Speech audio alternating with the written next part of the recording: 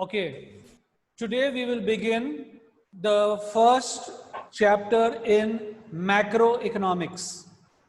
Before, in the holidays, we have done about 4 chapters in the Indian economic development. Okay, now we are starting today with macroeconomics. So here we have the introduction and some basic concepts of the macroeconomics. Is that okay? So the first thing, the meaning of macroeconomics. Kindly write down the term macro comes from a Greek word which is macros. This is a Greek word macros, which literally means large. In 11th class last year, you remember we done microeconomics. Micro was again a Greek word which meant small at the individual level. Here when we study macroeconomics, micro comes from the Greek word macros, which means large. So in macroeconomic, we study aggregates like aggregate demand. You may please note down also. We study aggregates like aggregate demand, aggregate supply, national income, general price level, total employment, etc. So here in macro, we are studying aggregates, the economy as an entire, the complete total economy. Now, we studied micro in the 11th. We are going to study macro in the 12th. There is a micro-macro paradox. Now, what is the meaning of a paradox? A paradox means what may be true for one may not necessarily be true for the other. So what is true in micro or what can come true in micro may not necessarily be for macro. I'll give you an example. Okay. If I as an individual save more, what am I doing? I am adding to my future prosperity. Okay. I am saving for myself as an individual. Now, this is at the micro level. If all the people in the economy save more means what are they doing? They are spending less.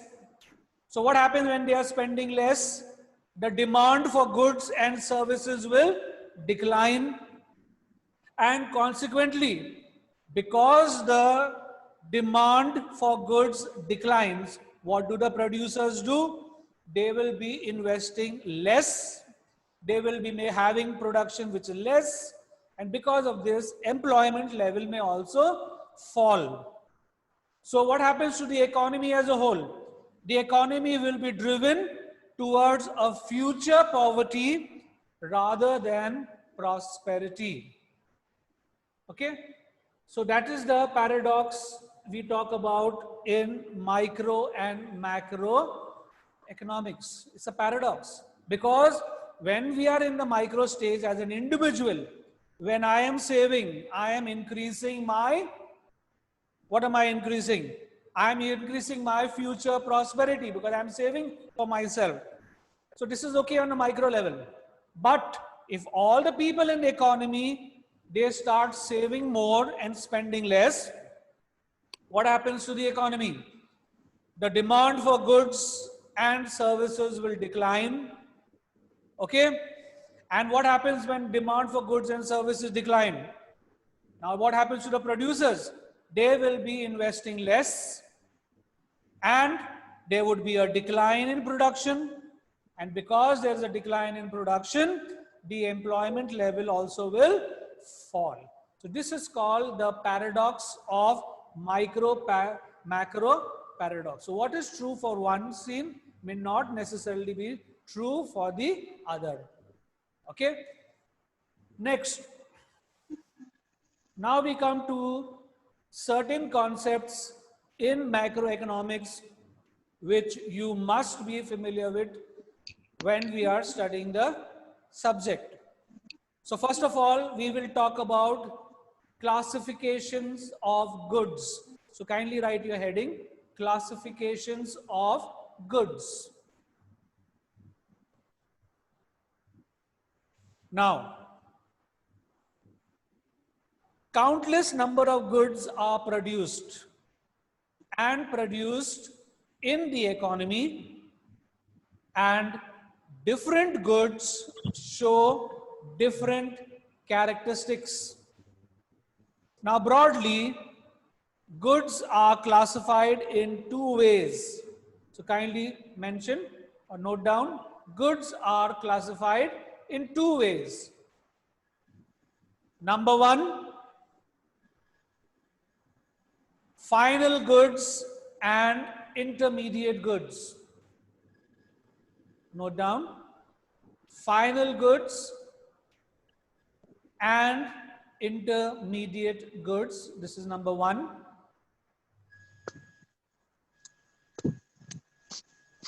Number two, consumption goods and capital goods. Consumption goods and capital goods. So there are broadly classified in two ways. I'll repeat. Number one, final goods and intermediate goods. Number two is consumption goods and capital goods. Now we shall take the first point, final goods and intermediate goods. Now what are final goods? Write down the heading, final goods, and take down the definition. Final goods are those goods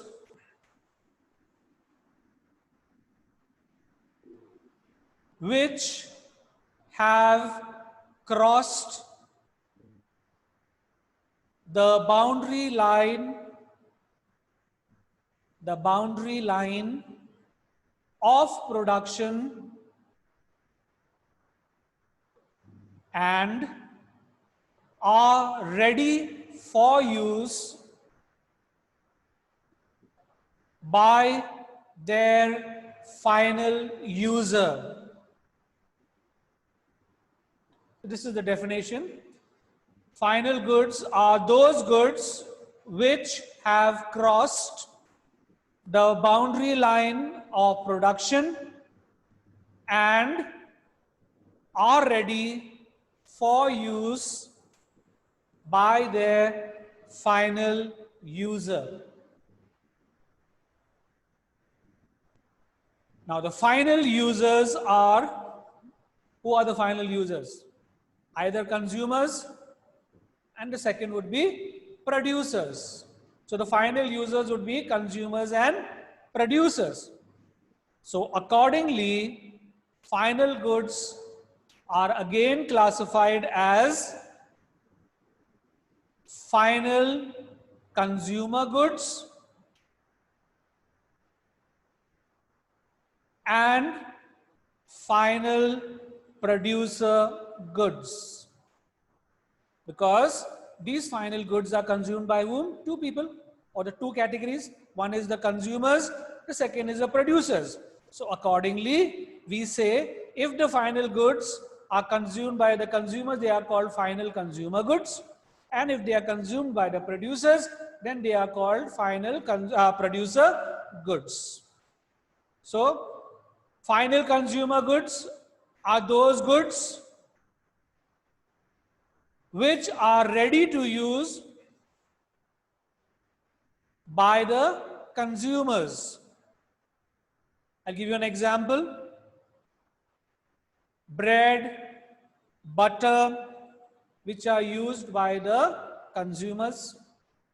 This would be final goods for the consumers.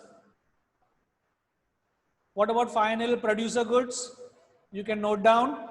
Final producer goods are the goods which are ready to use by the producers. For example, tractors and harvesters which are used by farmers. These are example of final producer goods. They are used by the producers. Example, tractors and harvesters. Okay. Next we come to intermediate goods. What are intermediate goods? Write down the definition. Intermediate goods are those goods which are produced,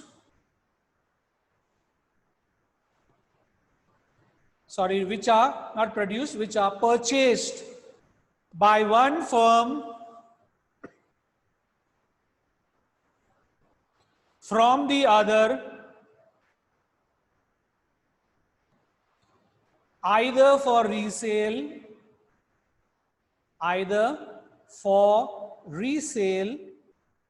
or for use as a raw material.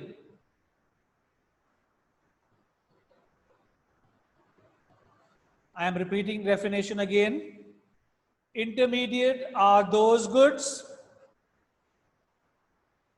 which are purchased by one firm from the other, either for resale or for use as a raw material. Now I'll give you an example of an intermediate good. Wood purchased by a carpenter. Okay, who does he purchase the wood from? From the timber merchant. Okay, for what has he purchased this wood? For making wooden furnitures. Okay, so the wood which he has been purchased by the carpenter from the timber merchant are intermediate goods for him, because now he is going to use this wood and convert them or make use of the wood in converting them into wooden furniture. So this is an example of an intermediate good which is used either for resale or it is used as a raw material. In this example, it is used as a raw material. Wood is the raw material. It is being used by the carpenter to make wooden furnitures. Now, very important point to keep in mind is intermediate goods are not included in the estimation of the national income. Ahead of this, we have what we will be studying is the national income. This point is very important to be remembered, that all intermediate goods will not be included in the estimation of the national income.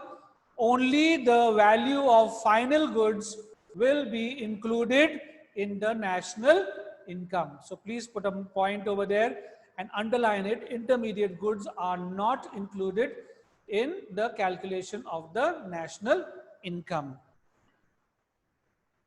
Now, many would ask me, are the same goods final as well as intermediate? Yes. It is not possible to name one set of goods simply as final goods and another set of goods as intermediate goods. Some goods, the same goods may be final or an intermediate good. The distinction will depend on the end use. For example, if I purchase milk in the house, what am I purchasing the milk in the house? As a household, I will be using it directly for drinking or for making tea, coffee. And so it is, milk is a final good for me over here. But similarly, if a hotel, person who's running a hotel purchases milk to be used in the hotel for making tea, coffee for his customers, for him that milk would become an intermediate goods. So it all depends on the end uses. How is that particular good used? If it is directly consumed, it is a final good. But if the good is purchased either as a raw material or even for resale, then in that case, that good will be treated as an intermediate good. Now, another example I could give you is like the hotel person. I gave you an example of a hotel person. He purchases bread and keeps. Now that bread for him, is it a final good or is it a intermediate good? It is an intermediate good. Why? With that bread, he could make sandwiches. With that bread, he can sell the whole bread to another person who comes and purchases for him. For him, that bread, he's bought it for resale, and also he is using that bread for as a raw material for producing some other goods out of it. So such goods which are bought or used for resale or as a raw material, those are intermediate goods, and those goods which are directly consumed, they are final goods. Now we will have the differences between intermediate goods and final goods. We will do it in column method. So please, on the left hand side you write intermediate goods, and on the right hand side write final goods. Column method, intermediate goods, final goods. Differences. Many a times you may be asked the differences between a final good and a intermediate good. Okay, and over the years questions have come like, I remember, is machine an intermediate good or a final good? Again the answer would be, it could be either. It could be an intermediate good, or it could be a final good. If the machine is being bought for resale, then it is an intermediate good. If the machine has been bought for his own personal consumption or for his own final usage, then that machine becomes a final good. So questions like this do come in the boards. So now we are going for the differences between intermediate goods and final goods. So the first point of difference is intermediate goods, write down, remain in the boundary line of production.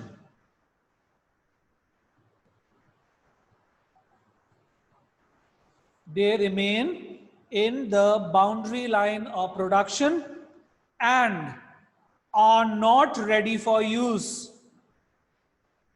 by the final user. On the other side, final goods. These goods are outside the boundary line of production and are ready for use by the final user.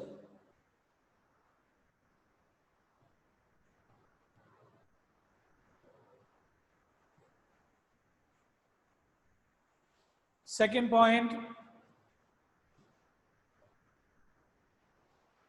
in intermediate side, you write, these goods may be used as a raw material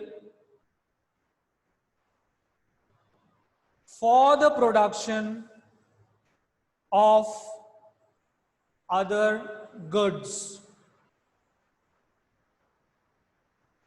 And in the final good side, these goods are not used as raw materials for the production of other goods.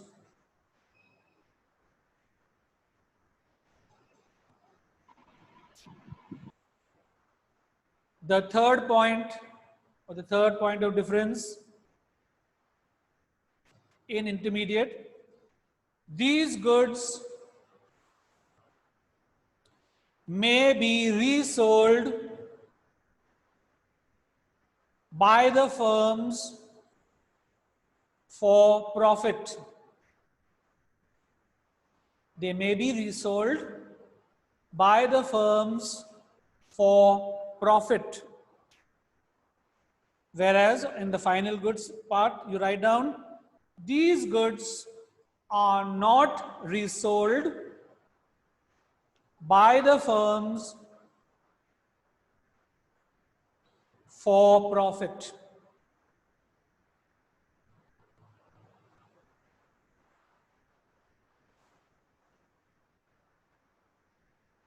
The fourth point in intermediate, value is yet to be added. Value is yet to be added to these goods. Whereas for final goods, you'll write down, value is not to be added to these goods.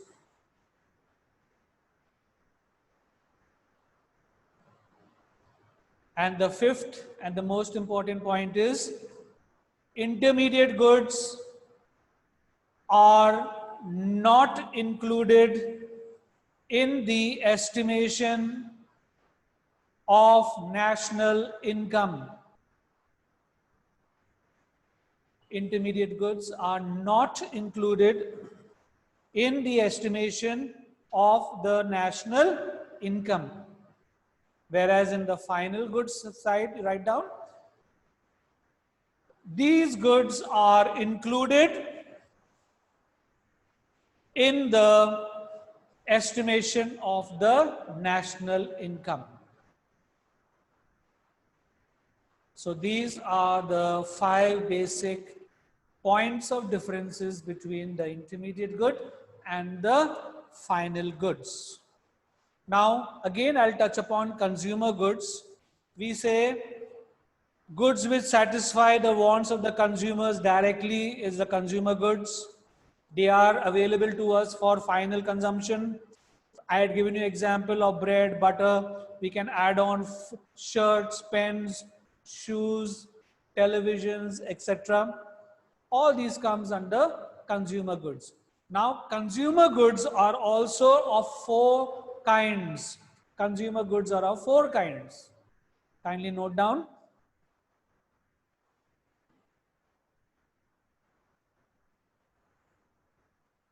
The first is durable goods.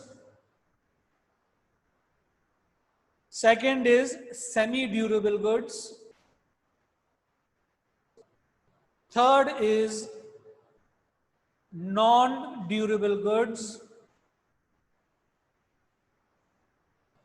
And fourth is services.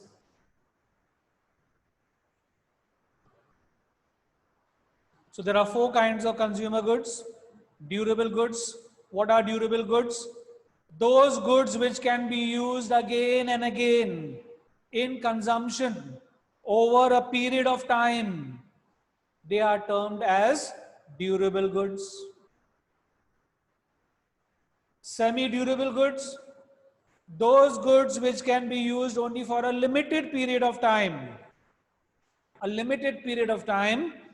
Such goods are called semi-durable goods. Can you give me an example? The example I could quote is shoes, clothes, crockery, etc. From time to time, we need to change them. We may have to purchase new shoes, new clothes, new crockery. These are semi-durable goods because these goods can be used for a limited period of time. The third, non-durable goods. These are those goods which can be used up in a single act of consumption. In a single act of consumption. For example, bread, milk, you buy paper to write on, they are used up in a single act. Food grains, vegetables, we consume them all up at a single act. These are non-durable goods.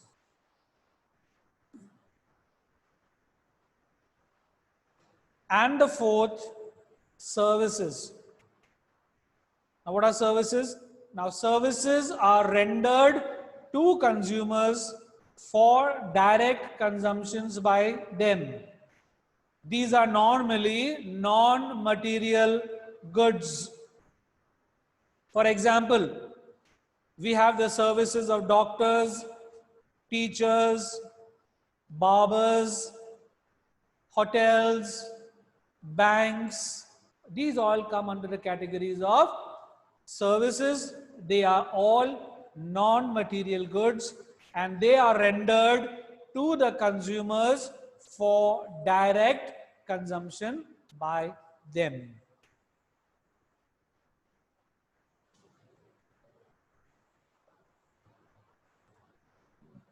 So we will quickly wrap up today's class because we have a time schedule of 30 minutes and I'm almost through with the time schedule. So I will do a quick revision of what I have done today.